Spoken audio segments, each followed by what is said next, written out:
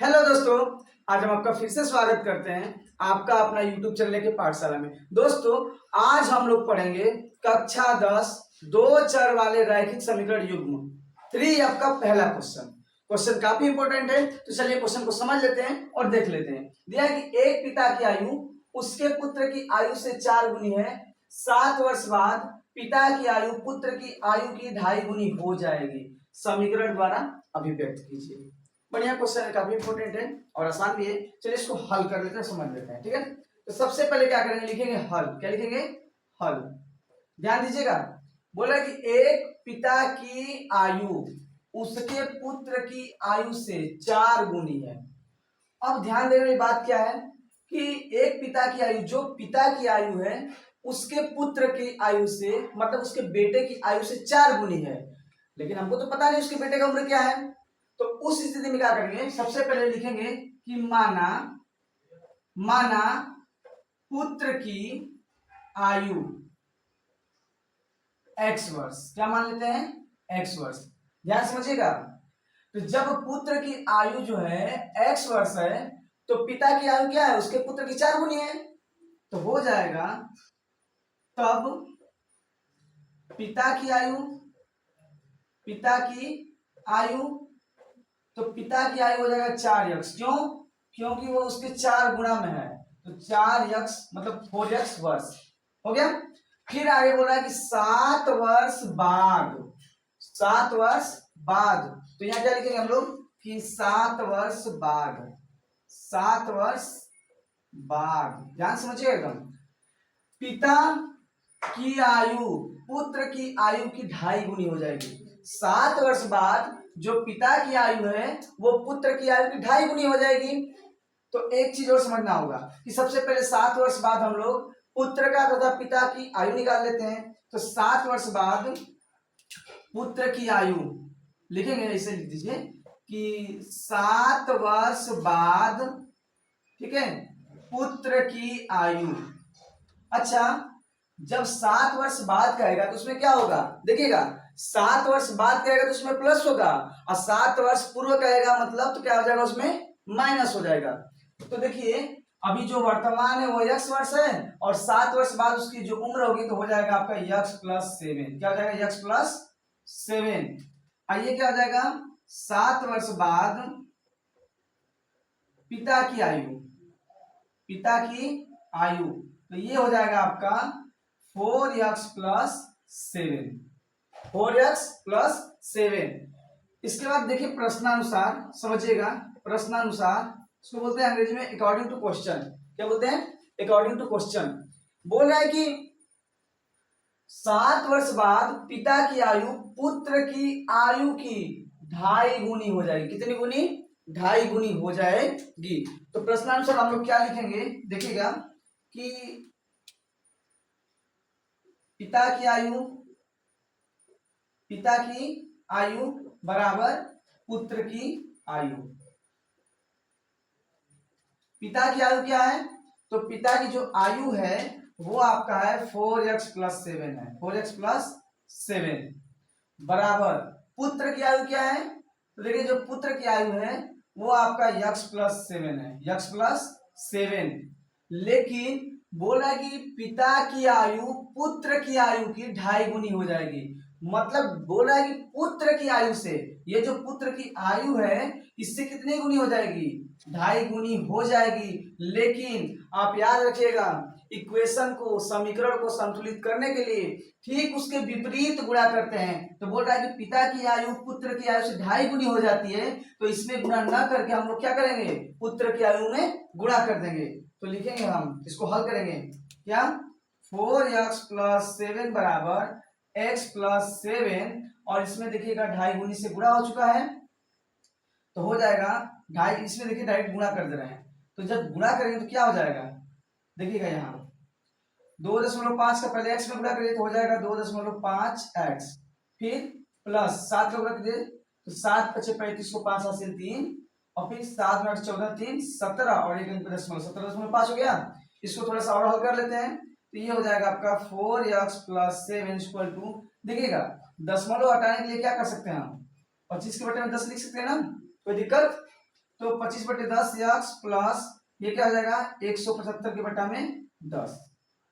ठीक है, अब इसको हम लोग थोड़ी पक्षांतर करके हल कर लेते हैं। तो ये 4x है, ठीक है, और ये +7 है।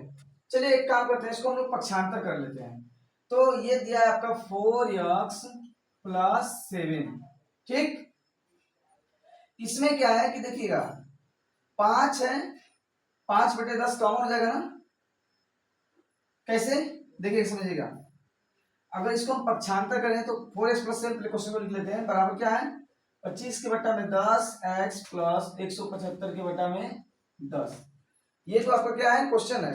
अब इसको हम लोग जो पक्षांतर करेंगे तो डायरेक्ट क्या करते हैं कि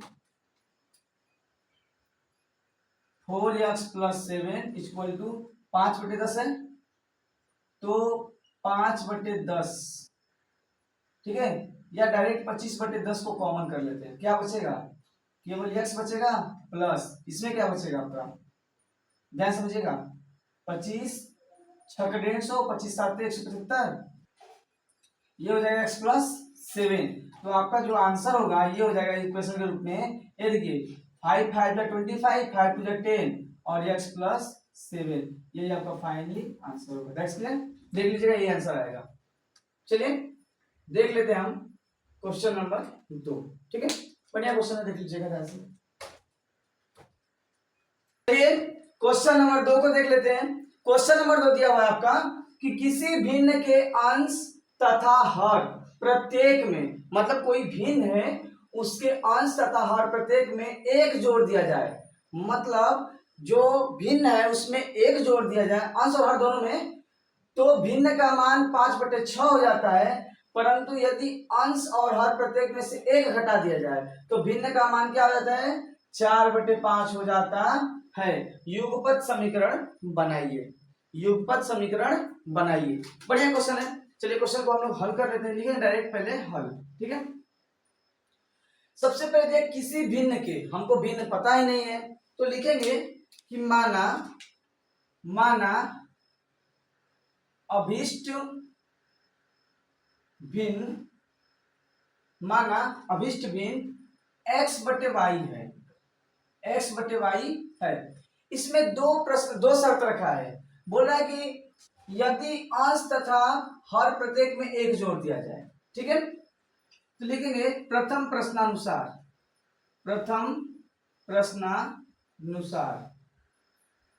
बोल रहा है कि किसी भिन्न के अंश तथा हर प्रत्येक में एक जोड़ दिया जाए। तो ये आपका क्या है, भिन्न है और प्रत्येक में एक जोड़ दिया जाए। जैसे बोल रहा है ऐसे कर रहा हूं। बोल रहा है कि अंश तथा हर प्रत्येक में एक जोड़ दिया जाए तो भिन्न का मान कितना हो जाता है 5/6 हो जाता है। भिन्न का जो मान है वो 5/6 हो जाता है। चलिए इसको हल कर लेते हैं। तो क्या हो जाएगा 6 का होगा तो 6x हो जाएगा प्लस 6 एकम 6 बराबर 5 का वाई मतलब 5y बराबर प्लस 5 एकम 5। इसको पक्षांतर कर दीजिए तो 6x + 5y तो -5y हो जाएगा बराबर 5 है, पक्षांतर के -6 हो जाएगा। तो 6x - 5y, ये देखिए प्लस माइनस में माइनस जाएगा तो -1, पक्षांतर तो क्या हो जाएगा +1 बराबर 0। इसको मानिए समीकरण 1। ठीक है, हमको क्या करना है युगपत समीकरण ही तो बताना है। तो ये युगपत मतलब जोड़ा बताना है। एक तो मिल गया, यहाँ पे निकल गया। तो अब क्या करते हैं कि द्वितीय शर्तानुसार निकाल लेते हैं।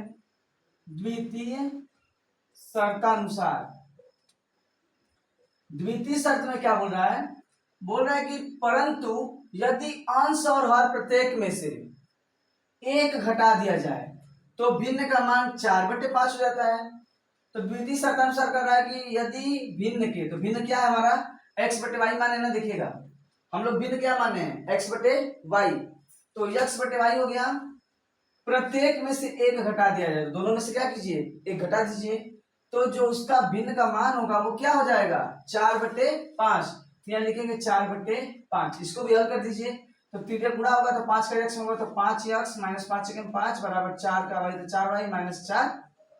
पक्षांतर कर लीजिए तो 5x - 4y बराबर, ये देखिएगा ये -5 है, जब पक्षांतर हो क्या हो जाएगा +5, तो हो जाएगा 5x - 4y बराबर प्लस माइनस में ज्यादा क्या है प्लस ज्यादा है तो 5 आ जाएगा 1, तो 5x - 4y - 1 बराबर 0। ये हो गया समीकरण 2।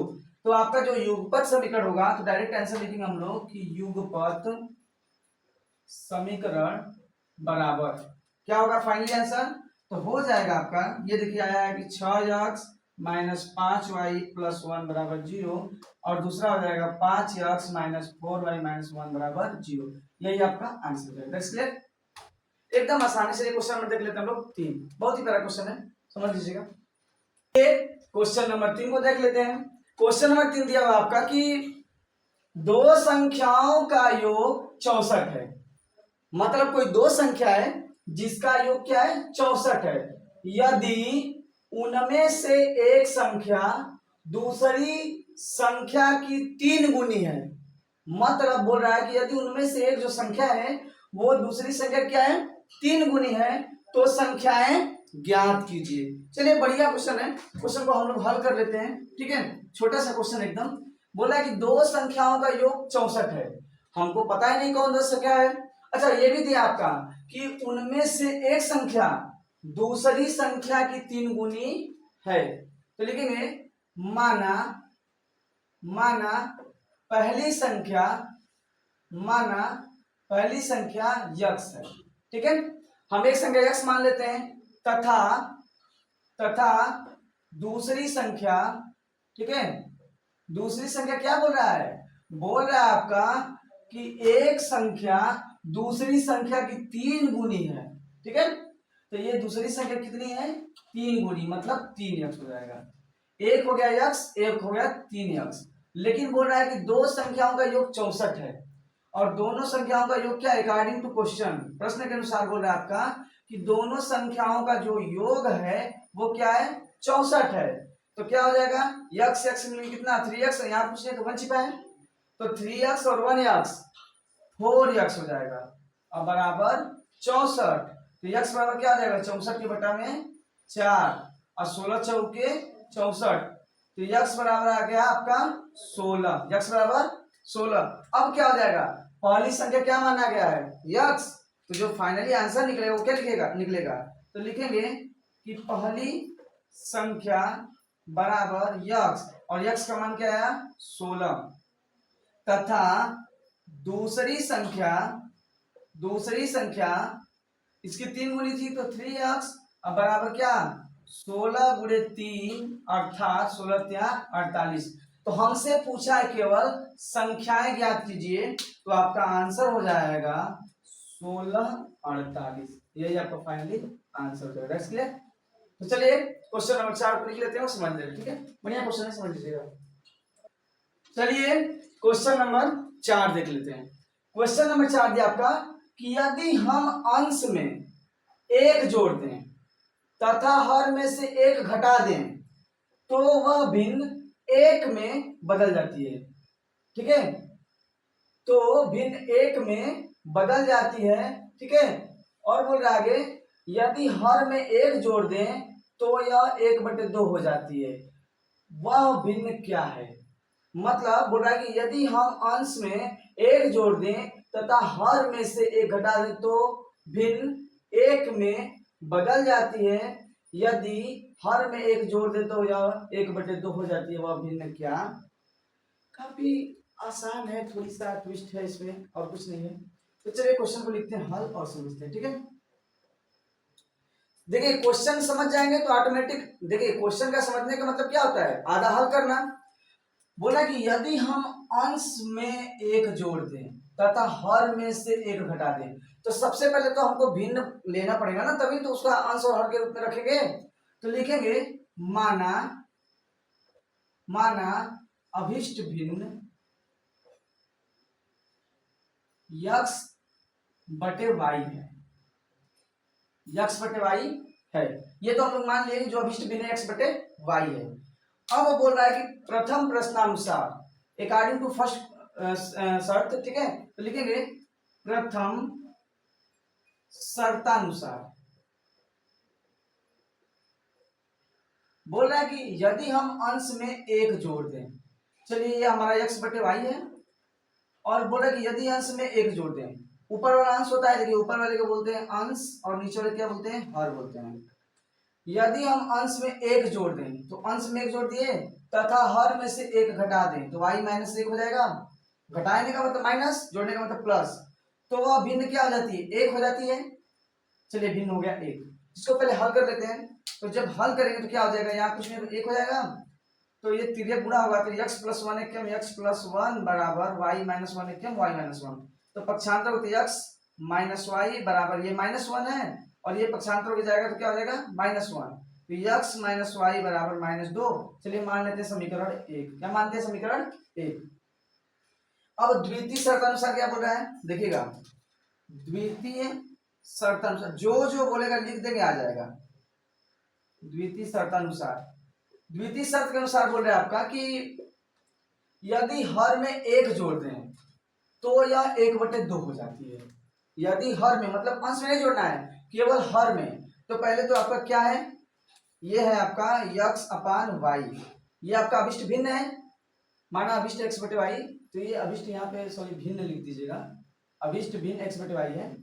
तो द्वितीय शर्त के अनुसार बोल रहा है कि x बटे वाई और हर में एक जोड़ दें तो y प्लस वन बराबर, तो वो भिन्न क्या हो जाएगी 1/2 हो जाएगी। इसको भी हल कर दीजिए, क्या हो जाएगा, इसका तिर्यक गुणा हो जाएगा तो y, ये देखिए 2 का x में होगा तो 2x बराबर y प्लस वन, या इसको ऐसे लिख देंगे 2x ये प्लस y है, जो पक्षांतर क्या हो जाएगा माइनस वाई बराबर वन। इसको मान लीजिए समीकरण 2।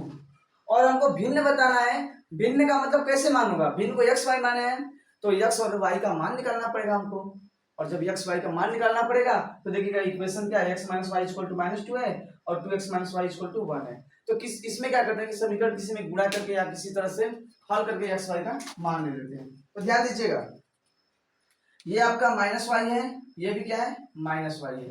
यदि हम समीकरण को क्या करें घटा दें, क्या करें घटा दें, तो लिखेंगे कि समीकरण समीकरण ये देखिए 2 में से 1 को घटा देते हैं, ठीक है, तो लिखेंगे समीकरण 2 में 1 को घटाने पर,